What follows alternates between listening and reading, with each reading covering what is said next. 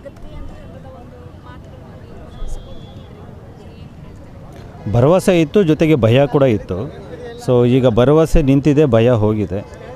ಯಾಕಂದರೆ 50,000ಕ್ಕಿಂತ ಹೆಚ್ಚು ಬೀದರಿಗರು ಪುಸ್ತಕ ಸಂತೆಗೆ ಬಂದೋಗಿದ್ದಾರೆ.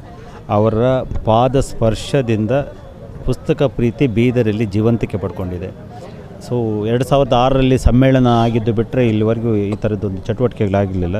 ಈ ನಮ್ಮ ಕನ್ನಡ ಯೋಗಿ ಸುರೇಶ್ ಚನ್ನಶೆಟ್ಟರ್ ಕೆಲಸದಿಂದ ಇಲ್ಲೆಲ್ಲ ಕನ್ನಡ ಒಂದಷ್ಟು ಜೀವಂತವಾಗಿತ್ತು.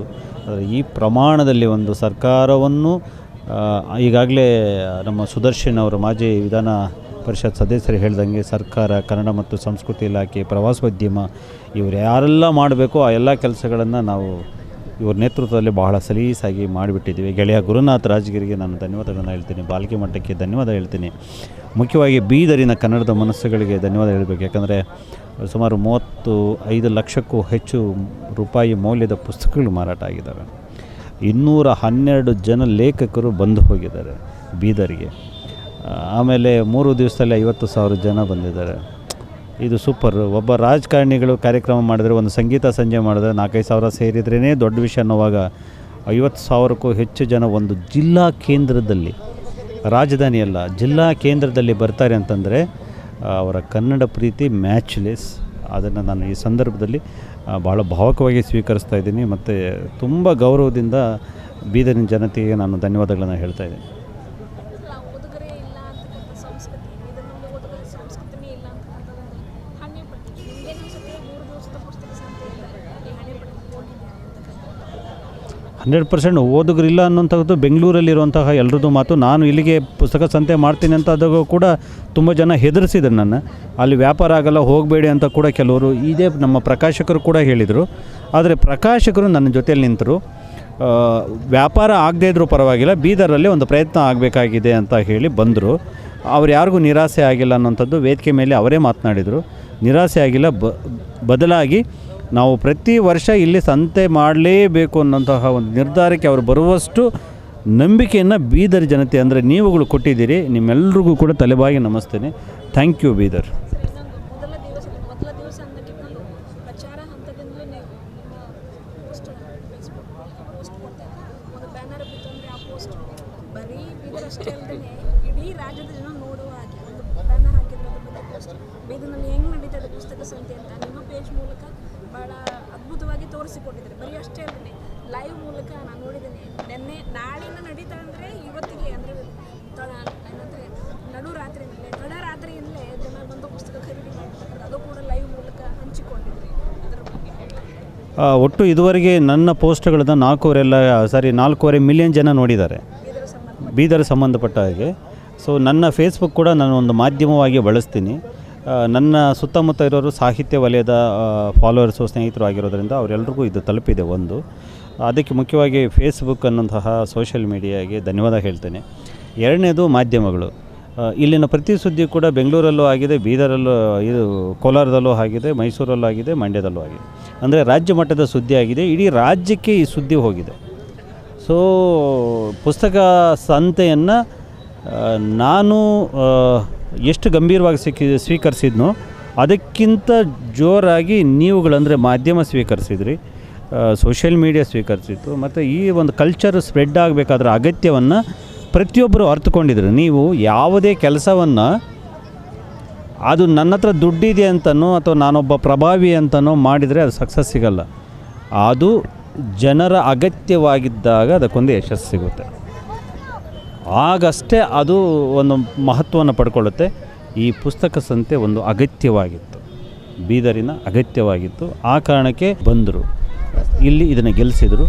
ಅದನ್ನು ಕಂಡಂತಹ ಬೀದರಿನ ಪತ್ರಕರ್ತರು ಇಡೀ ರಾಜ್ಯದ ಇದರ ಮಹತ್ವವನ್ನು ಕೇಂದ್ರ ಹೆಡ್ ಆಫೀಸ್ಗಳಿಗೆ ತಿಳಿಸಿ ಇದನ್ನು ರಾಜ್ಯ ಮಟ್ಟದ ಸುದ್ದಿ ಆಗೋ ಥರ ಮಾಡಿದರು. ಸೊ ಒಟ್ಟಾರೆಗೆ ನನ್ನ ವಾಲ್ನಲ್ಲೇ 4.5 ಮಿಲಿಯನ್ಸ್ ಅಂತಂದರೆ ಮಾಧ್ಯಮಗಳ ಮುಖಾಂತರ ಎಷ್ಟು ಜನಕ್ಕೆ ತಲುಪಿರ್ಬೋದು. ಆಮೇಲೆ ಮುಖ್ಯವಾಗಿ ನಾನು ಇಲ್ಲಿನ ಪ್ರತಿಯೊಂದನ್ನು ಯಾಕೆ ಶೇರ್ ಮಾಡ್ತಾಯಿದ್ದೆ ಅಂತಂದರೆ, ನಾನೊಂದು ಬ್ರಿಡ್ಜ್ ಆಗಬೇಕಾಗಿತ್ತು. ಇಲ್ಲಿ ಬೀದರು ಮತ್ತು ಬೆಂಗಳೂರು ಮಧ್ಯದಲ್ಲಿ ನಾನೊಂದು ಬ್ರಿಡ್ಜ್ ಆಗಬೇಕಾಗಿತ್ತು. ಅಲ್ಲಿ ಬೀದರಲ್ಲಿ ಏನು ನಡೀತಾಯಿದೆ ಅಂತ ಇಂಚಿಂಚು ಮಾಹಿತಿ ಕೊಡೋ ಮುಖಾಂತರ ಆ ಕೆಲಸವನ್ನು ನಾನು ಮಾಡ್ತಾಯಿದ್ದೆ. ಸೊ ಪ್ರಚಾರ ಇಲ್ಲೇ ಆಗಬೇಕಾಗಿತ್ತು, ಜನ ಇಲ್ಲೇ ಬರಬೇಕಿತ್ತು. ಆದರೆ ಇಲ್ಲಿನ ಜನರ ಪ್ರೀತಿ, ಸ್ಪಂದನೆ, ಪುಸ್ತಕ ಪ್ರೇಮ ಎಲ್ಲವೂ ಅವ್ರಿಗೆ ತಿಳಿಬೇಕಲ್ಲ. ಆಗಷ್ಟೇ ಅಲ್ಯಾರೋ ಇನ್ನೊಬ್ಬ ಇರ್ತಾನಲ್ಲ, ಇನ್ನೊಂದೇನೋ ಕೆಲಸ ಇಲ್ಲಿ ಮಾಡ್ಲಿಕ್ಕೆ ಬರ್ತಾನಲ್ಲ, ಅವೆಲ್ಲವೂ ಕೂಡ ಸೈಡ್ ಎಫೆಕ್ಟ್ಸು. ಸೊ ಅಂತಹದ್ದೊಂದು ನಿರೀಕ್ಷೆಯಲ್ಲಿ ನಾನು ಎಲ್ಲವನ್ನು ಮಾಡ್ತಾ ಹೋದೆ. ಅದು ನಿಜವಾಗ್ಲೂ ಫಲ ಕೊಟ್ಟಿದೆ. ಬಂದಿದ್ದು ಬೀದರಿಗರೆ, ಆದರೆ ಗಮನ ಸೆಳೆದಿದ್ದು ಇಡೀ ರಾಜ್ಯದ್ದು. ಸಮ್ಮೇಳನ ಭಾಳ ಜನ ಸೇರ್ತಾರೆ. ಸಮ್ಮೇಳನ 3 ತಾಸು ಮುಗಿದೋಗುತ್ತೆ. ಬಟ್ 3 ದಿವಸ ಈ ರೀತಿ ಒಂದು ದಿವಸ ಮಾಡೋದೇ ಕಷ್ಟ ಅಂತಂಥದ್ರಲ್ಲಿ 3 ದಿವಸ ಪುಸ್ತಕ ಸಂತೆ ಯಶಸ್ವಿಯಾಗಿ ನೀವು ಒಳಗೆ ಯಶಸ್ವಿಯಾಗಿ ಜರುಗಿದೆ ಅಂದರೆ ಅಲ್ಲ, ಇದರ ಫಾರ್ಮೇಟೇ ಹಾಗೆ. ನಿಮಗೆ ಫ್ರಾಂಚೈಸಿ ಅಂತೆಲ್ಲ ಕೇಳಿದ್ರಲ್ಲ, ಯಾವುದೋ ಒಂದು ಭೀಮಾ ಜುವೆಲ್ಸ್ ಅಂತಂದರೆ ನಿಮ್ಮೂರಿಗೆ ಬಂದುಬಿಡುತ್ತೆ, ಇಲ್ಲಿ ಜೋಯಲುಕಾಸ್ ಅಂತಂದರೆ ನಿಮ್ಮೂರಿಗೆ ಬಂದುಬಿಡುತ್ತೆ. ಅದರ ವರ್ಕ್ ಸ್ಟೈಲ್ ಏನಿರುತ್ತೆ ಅಂದರೆ ಒಂದೇ ಥರ ಇರುತ್ತೆ ಅದು. ಸೊ ಅದೇ ಬೋರ್ಡು, ಆ ಫಾಂಟ್ ಸೈಜಿಂದ ಹಿಡ್ಕೊಂಡು ಅಲ್ಲಿ ರಿಸೆಪ್ಷನಿಸ್ಟು ಅಲ್ಲಿ ಯಾವ ರೀತಿ ಲ್ಯಾಂಗ್ವೇಜ್ ಮಾತಾಡಬೇಕು, ಮತ್ತು ಅವರ ಆ ಫಾಂಟ್ ಅವರ ಅಕ್ಷರಗಳು ಇರುತ್ತಲ್ಲ, ಅವ್ರ ಲೆಟ್ರೇಡ್ ಇದೆಯಲ್ಲ, ಅದೆಲ್ಲವೂ ಕೂಡ ಸೇಮ್ ಟು ಸೇಮ್ ಇರುತ್ತೆ. ಅದನ್ನು ಫ್ರಾಂಚೈಸಿ ಅಂತ ಕರಿತೀವಿ ನಾವು. ಅದೊಂದು ಮಾಡೆಲ್ ಅದು. ಸೊ ಪುಸ್ತಕ ಸಂತೆ ಅನ್ನೋಂಥದ್ದು ಪ್ರೂವ್ಡ್ ಮಾಡೆಲ್. ಆ್ಯಕ್ಚುಲಿ ಇದು ಸಾಬೀತುಪಡಿಸ್ಕೊಂಡಿದೆ ತನ್ನಂತಾನು. ಇದು ಹೇಗಿರುತ್ತೆ, ಇದರ ಗೋಷ್ಠಿಗಳೇನು, ಇದರ ಸ್ವರೂಪ ಹೇಗಿರುತ್ತೆ, ಎಲ್ಲವೂ ಈಗಾಗಲೇ ಪ್ರೂವ್ಡು.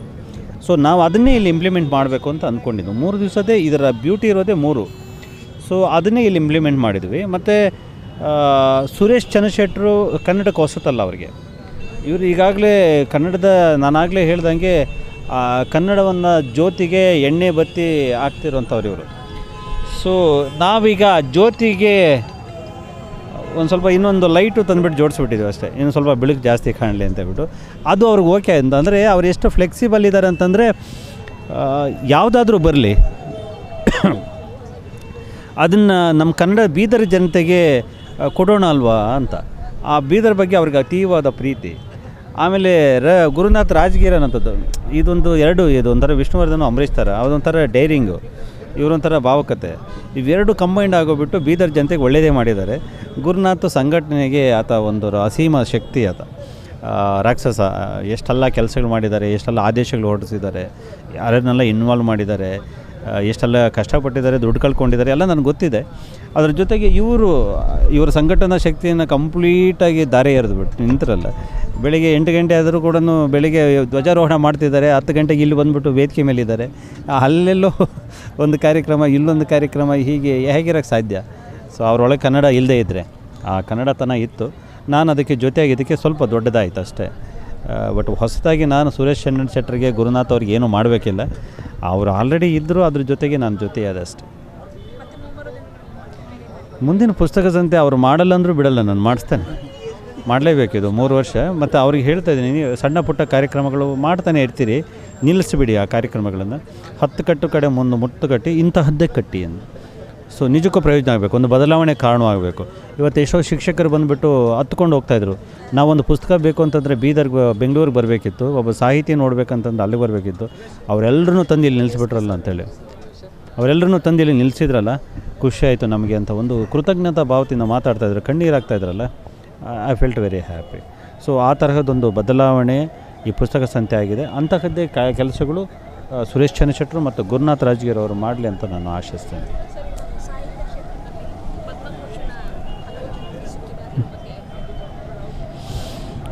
ಕನ್ನಡದ ಕೀರ್ತಿ ದೊಡ್ಡದು, ಕನ್ನಡದ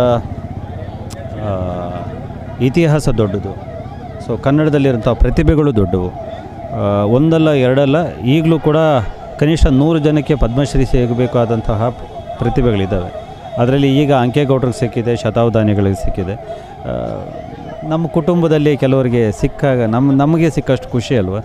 ಮತ್ತು ಪ್ರತಿ ಪ್ರಶಸ್ತಿಯು ಕೂಡ ಒಂದು ವಲಯವನ್ನು ಉತ್ತೇಜಿಸುತ್ತೆ, ಒಂದು ಇನ್ಸ್ಪೈರ್ ಮಾಡುತ್ತೆ. ಈಗ ಅಂಕೇಗೌಡರ ಥರದ್ದು ನಾನು ಒಂದಷ್ಟು ಪುಸ್ತಕ ಕೆಲಸವನ್ನು ಮಾಡ್ಬೋದಲ್ಲ ಅಂತ ಎಲ್ಲೋ ಒಂದು ಕಡೆಗೆ ಒಂದು ಕಿಡಿ ಹೊತ್ತಿರುತ್ತೆ. ಶತಾವಧಾನಿಗಳ ಥರ ನಾನು ಒಂದು ವಿದ್ವತ್ಪೂರ್ಣ ಕಲೆಯನ್ನು ತನ್ನದಾಗಿಸ್ಕೋಬೋದಲ್ಲ ಅಂತ ಹೇಳಿಬಿಟ್ಟು ಯಾರೋ ಒಬ್ಬ ಯೋಚನೆ ಮಾಡ್ತಾಯಿರ್ತಾರೆ.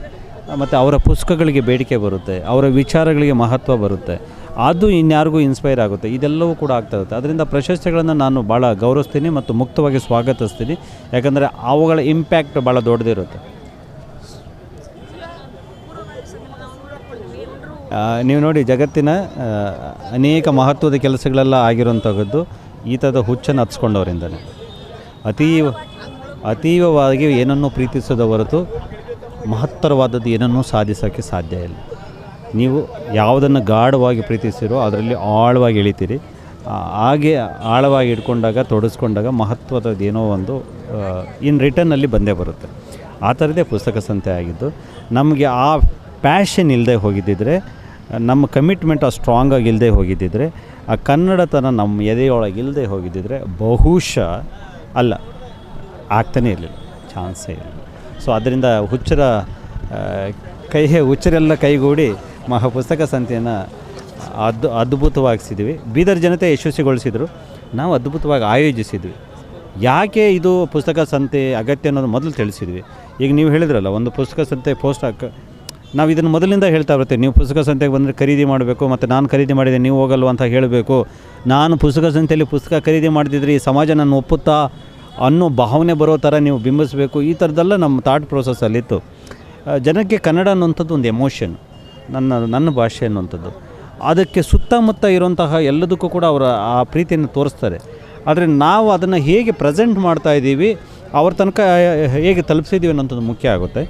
ನಾವು ಸರಿಯಾದ ರೀತಿಯಲ್ಲಿ ಪ್ರೆಸೆಂಟ್ ಮಾಡಿದ್ವಿ, ಅದರ ಮಹತ್ವವನ್ನು ತಿಳಿಸಿದ್ವಿ. ಅದರಿಂದನೇ ನಾನು ಇಂಥ ಪುಸ್ತಕ ತೊಗೊಂಡೆ ಅನ್ನೋಂಥ ಅಭಿಯಾನ ಸೋಷಿಯಲ್ ಮೀಡಿಯಾ ಅಷ್ಟು ಸ್ಟ್ರಾಂಗ್ ಆಗಿದ್ದು ಅದೇ ಕಾರಣಕ್ಕೆ. ಖುಷಿಯಿಂದನೇ.